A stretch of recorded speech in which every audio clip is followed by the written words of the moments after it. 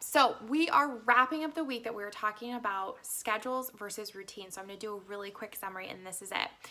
You don't need a schedule. Stay-at-home mom. Hello. I'm talking to you. You don't need a schedule. The big advantage of being a stay-at-home mom is that you don't have to be chained to a schedule anymore. You don't have to get up at a certain time. You don't have to leave the house at a certain time. Your kids don't have to be to the babysitter or daycare or anything like that at a certain time. So free yourself of that mindset and embrace the new mindset of having a routine instead of a schedule, okay? And we're gonna be talking a lot more about building daily routines, because if you've ever read the bio at the end of my email, guess what it says? I help overwhelmed stay-at-home moms build and create simple daily routines so that you can put a stop to that overwhelm and you can love your life with littles. Because guess what?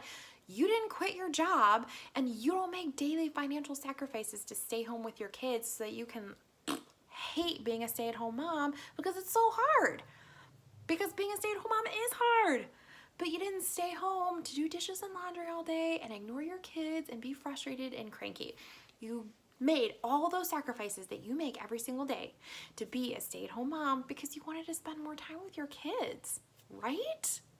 So why not come up with some routines every single day to make your life a little bit easier, to help you find a good balance between housework and spending quality time with your family, so that you can really love motherhood, so you can really, really enjoy your kids, because that is what life is all about.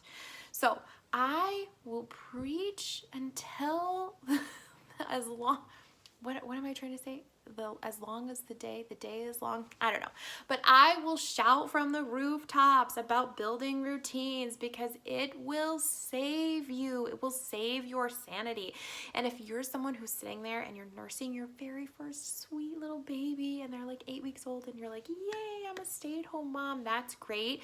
Start now, because as you add more kids, the better and more, not perfected, but like the more dialed in you are with your routines, the easier it's going to be to think about having more kids. How many of you right now don't have a routine and your husband's like, I think I'm ready to have another baby, and you're like, that's not going to happen. Why? Because my house is already chaos. I can't handle another kid. But you could create routines, and then maybe you could think about having another baby. Wouldn't that be great? I mean, if you want to, right? Okay, so we talked yesterday about keeping your routine simple, keeping it sustainable, and then building off of what is already happening in your day. And most of the time, probably where you already have a routine happening is first thing in the morning, even though you probably don't realize it, but you do. You have a routine. You have something that you're consistently doing every single morning. Even if it's I get up and the first thing I do is change the baby's diaper and then put on a pot of coffee, that's a routine. That's your morning routine. Build on that. Start there, okay? You probably have a bedtime routine, even if it feels super chaotic, even if you're stepping on Legos at the end of the night and you're having to read the exact same bedtime story 14 times every single night, you have a bedtime routine. Build on that, okay? Keep it simple, keep it sustainable, build on what you already have. And where the other place in the day that you probably already have a routine is in the middle of the day. Somewhere your little guy is probably taking a nap and you're probably having lunch or a snack or around that time, before or after. Somewhere in there, you have some kind of routine where you're like feeding them and then you're changing a diaper and getting them down for a nap, and then you're doing certain things during that quiet time.